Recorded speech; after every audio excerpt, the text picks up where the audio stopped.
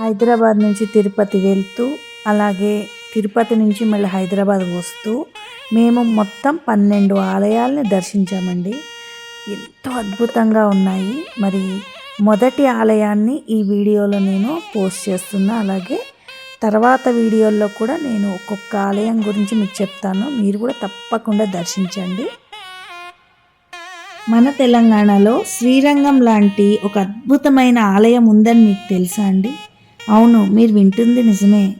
కలియుగ వైకుంఠంగా పిలువబడే తమిళనాడులోని శ్రీరంగాన్ని అచ్చుగుద్దినట్టు పోలిన ఆలయం మన తెలంగాణలోనే, మన హైదరాబాద్కి దగ్గరలోనే ఉందండి. ఈ ఆలయంలోకి అడుగు పెట్టగానే ఆ శ్రీరంగ గోపురాలు, ప్రాకారాలు, ఆధ్యాత్మిక వాతావరణం అన్ని కళ్ళ ముందు ఇలా నిలుస్తున్నాయి. ఇక్కడ నిర్మాణ శైలి చూస్తే ఒక్క క్షణం మనం తమిళనాడులో ఉన్నామా అన్న సంశయం మనకు కలుగుతుంది. తెలంగాణలో మనకి హైదరాబాద్లో ఇంత దగ్గరలో ఉంది అని చెప్పగానే మీకు వెళ్ళాలనిపిస్తుంది కదా. మరి ఇంకా ఆలస్యం ఎందుకు, ఈ గుడి గురించి మనం తెలుసుకుందాం. ఇన్ని రోజులు కూడా ఈ ఆలయం గురించి, ఈ ఆలయ గొప్ప చరిత్ర గురించి ఎవరు మీకు చెప్పలేదని అనుకుంటున్నారా? పర్లేదండి. మరి ఈ వీడియో ద్వారా నేను మీకు మంచి క్షేత్రాన్ని మీకు పరిచయం చేస్తున్నా. 17వ శతాబ్దంలో వనపర్తి సంస్థాన రాజైన గోపాలరావు గారు అనే రాజుగారు తమిళనాడులోని శ్రీరంగ ఆలయాన్ని దర్శించారు. అది చూసిన దగ్గర నుంచి నా ప్రజలందరికీ, నా దగ్గరలో అందరికీ కూడా ఇలాంటి ఆలయాన్ని నేను చేయాలి, నిర్మించాలి, అందరు కూడా అంత దూరం వెళ్ళి చూడలేరు ఆ కాలంలో అండి అని ఆయన తలిచి ఇక్కడ ఆర్కిటెక్చరు, భక్తిభావము, వైభవము చూసి ఆయన మంత్రముగ్ధులైపోయారంట తమిళనాడు చూసి.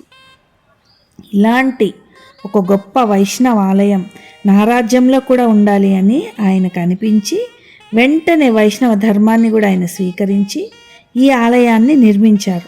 రాజుల వల్లనే ఇంతింత పెద్ద ఆలయాలు అప్పట్లో మరి రాజుల వల్లే ఇవన్నీ కుదిరేయండి. ఎందుకంటే వందల కొలది కార్మికులు అవసరం అవుతారు కాబట్టి.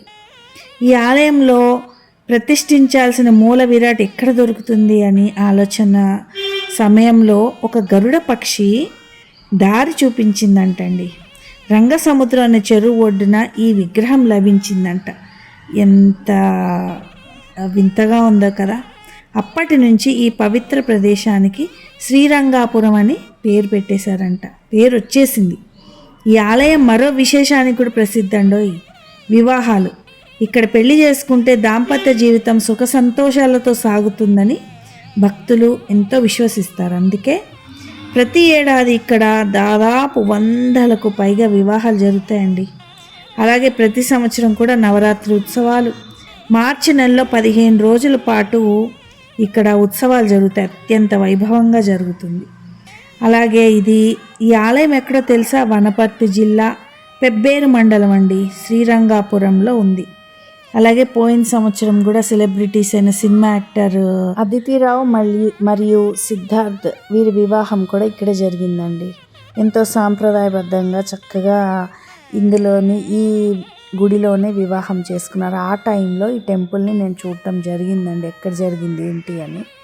అప్పటి నుంచి నాకు ఇక్కడ దర్శించాలని, చూడాలని ఎంతో కోరికగా ఉంది. అది ఇన్నాళ్ళకు నెరవేరింది. చక్కగా చూసొచ్చామండి. తిరుపతి దర్శనానికి ముందు రోజు మేము పొద్దున్నే ప్రయాణమయ్యి ఫస్ట్ చూసింది ఈ గుడే అండి. హైదరాబాద్ నుంచి సరిగ్గా మనకి 150 కిలోమీటర్ల దూరంలో ఇది ఉందన్నమాట.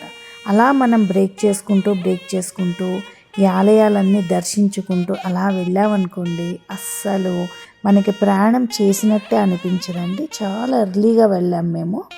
సో ఎందుకంటే చాలా ఆలయాలు చూడాలి, ప్రయాణం కొనసాగాలి కాబట్టి ఉదయాన్నే మేము వెళ్ళటం జరిగింది. మరి ఈ అందమైన ప్రదేశాన్ని మీరందరూ కూడా చూడండి. అసలు చుట్టూతా ఈ చెరువు మధ్యలో ఆలయం ఉండటం వల్ల ఇది పైన అండి, ఆలయం పైన గోపురాలన్నీ కూడా సుస్పష్టంగా కనిపిస్తున్నాయి చూడండి.